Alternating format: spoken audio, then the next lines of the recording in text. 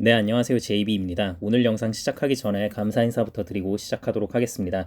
멤버십 회원이신 가즈항님과 원에이님이 소중한 슈퍼땡스 후원을 보내주셨는데요. 두 분 모두 수익 보신 거 축하드리고 후원 정말 감사드립니다. 앞으로도 많은 도움 받으실 수 있게 최선을 다하겠습니다. 그리고 어젯밤에 제가 커뮤니티 게시판을 통해 말씀드리긴 했지만 BNKU 0.5회 분량만큼 또 추가 매수에 들어갔고요. BNKU가 요즘 계속 올라서 결국 불타기가 됐습니다. 그래도 불타기한 이후에도 더 크게 상승하며 마무리해서 그나마 다행이라는 생각이 들었습니다. 어제도 멤버십 커뮤니티 게시판에 달린 댓글을 보니까 단타로 들어오신 분들은 익절을 하신 것 같더라고요. 그렇죠. 사실 이게 사자마자 막 이틀 연속으로 이렇게 주가가 빵빵 뜨니까 충분히 수익 실현할 만했다고 보고 있습니다. 하지만 저는 좀 더 들고 갈 예정이고요. 그리고 라브에 대해서도 질문을 많이들 하시는데요. 라브도 일단 지금 다들 수익권이시잖아요. 라브도 한두 차례 더 오르는 모습이 보이면 아마 정리를 할 것 같다는 생각이 드는데요. 아마 이번 주 내로 고용보고서 발표 이전에 매도하지 않을까라는 예상을 조심스럽게 하고 있습니다. 참고로 라브는 불타기는 안 할 겁니다. 이건 뭐 제가 이미 매수 당시에도 말씀을 드렸던 부분이죠. 아무튼 매도를 하게 되면 실시간 커뮤니티 게시판을 통해 바로 말씀드리도록 하겠습니다. 네, 그리고 어제 같은 경우엔 우리가 최근 매수에 들어갔었던 버라이존과 3M도 좋게 상승을 했습니다.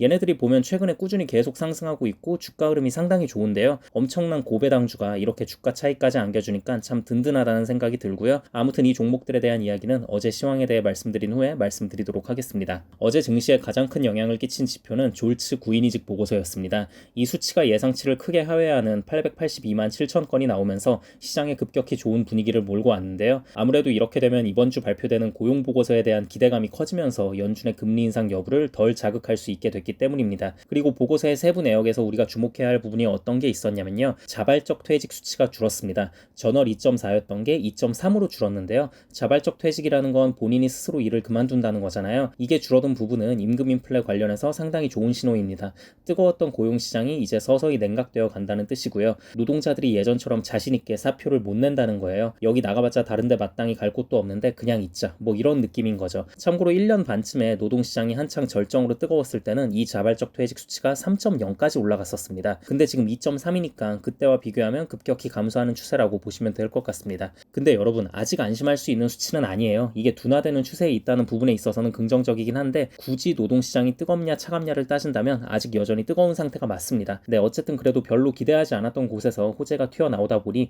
채권 시장에서도 이에 반응하며 채권 가격이 올랐고요. 그리고 채권 시장의 안정세를 보면서 주식시장 역시 강하게 오를 수 있었습니다. 그리고 또 어제는 빅테크 기업 중에 구글 관련 소식도 증시의 호재를 몰고 왔는데요. 예전부터 제 영상을 봐오신 분들은 알겠지만 저는 개별 기업 주식으로는 구글을 가장 많이 보유하고 있는 상황이고 초장기로 들고 가고 있는 기업인데요. 또 이런 저를 보고 구글을 지난번 저점에서 매수하신 멤버십 회원분들도 꽤 많고요. 아무튼 그동안은 구글이 조롱받던 것 중에 어떤 게 있었냐면 야 구글 얘네들 AI 기술 뛰어나고 데이터 많이 가지고 있는 건 알겠는데 근데 그걸로 뭘 어떻게 돈을 벌 건데 수익화할 수 있는 거 맞아? 그냥 광고 원툴 회사 아니야? 이런 조롱을 시장에서 많이 받았잖아요. 근데 이번에 열린 연례 클라우드 컨퍼런스에서 본인들이 갖고 있는 AI 기술과 방대한 데이터를 어떻게 수익화할 건지에 대한 계획을 꽤 구체적으로 발표를 하며 주가를 급등시켰습니다. 물론 장 막판에 갈수록 초반에 상승분을 좀 반납하긴 했는데 그래도 꽤 좋게 마무리를 했습니다. 마이크로소프트의 MS365 코파일럿과 같은 제품을 출시했다고 보시면 되는데요. 기업용 지메일 계정을 쓸 때 AI 기반 도구를 활용해서 자동으로 이메일 답장문을 만들어 준다던가 지금 보면 챗GPT나 바드가 뭔가를 질문하면 하나의 완성된 꽤 퀄리티 있는 글을 만들어 주잖아요. 근데 이걸 그냥 복사 붙여넣기 할 필요도 없이 아예 그냥 자동으로 이메일상에서 편하게 쓸 수 있게 해버린다는 거죠. 그리고 구글이 가지고 있는 것 중에 워크스페이스라고 협업 소프트웨어 도구가 있거든요. 전 세계 이용자가 30억 명이 넘는 여기에 접목해서 쓸 수 있는 AI 툴을 하나 또 추가시킨다는 겁니다. 내가 피치 못할 사정이 생겨서 회의에 참석 못하는 경우에 듀엣 AI라는 생성형 AI를 이용해서 회의록이나 이런 것들을 깔끔하게 정리된 요약본으로 받아볼 수 있게끔 한다는 거죠. 18개국 언어로 번역도 가능하다고 하니까 직장인들에게 정말 유용한 도구가 될 것 같다는 생각이 듭니다. 아무튼 이런 기능들을 탑재한 AI 제품을 월 $30 구독형 서비스로 출시하기로 했고요. 그리고 구글이 하고 있는 사업 중에 지도 사업이 있잖아요. 구글맵 다들 많이 쓰죠. 이걸 활용해서도 본격적으로 큰 수익을 창출해 내려고 하는 것 같습니다. 정말 구글맵이 엄청난 양의 데이터를 체계적으로 잘 갖고 있기 때문에 가능한 부분인데요. 이 구글맵 서비스를 태양광 회사들에게 판매하겠다는 거예요. 근데 이게 진짜 좋아 보이긴 하는 게 구글맵에서 주소만 입력하면 내가 살고 있는 곳에 태양광을 설치했을 시 얼마나 전기요금을 아낄 수 있는지 비교한 금액과 설치 비용까지 다 알 수 있다는 거예요. 그리고 주변에 나무라던가 다른 건물 때문에 그늘이 생겨버리는 부분이라던가 뭐 이런저런 변수들까지 다 고려를 해서